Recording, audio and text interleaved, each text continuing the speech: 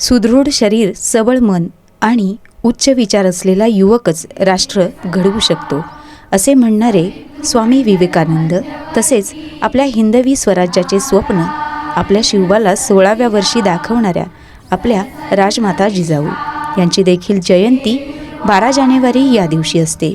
याचे औचित्य साधून आपल्या गुरुकुलातील प्रत्येक विद्यार्थी 1000 सूर्यनमस्काराचा यज्ञ करतात। यावर्षी देखील रविवार दिनांक 11 जानेवारी रोजी सकाळी 5:30 वाजता इयत्ता 5वीचा प्रत्येक विद्यार्थी 1000 आणि इयत्ता 6वी 7वीचा प्रत्येक विद्यार्थी 1100 सूर्यनमस्कार असा सर्व गुरुकुलाचा मिळून 65,000 सूर्यनमस्कारांचा यज्ञ आम्ही सर्व हिंदवीयन्स करणार आहोत।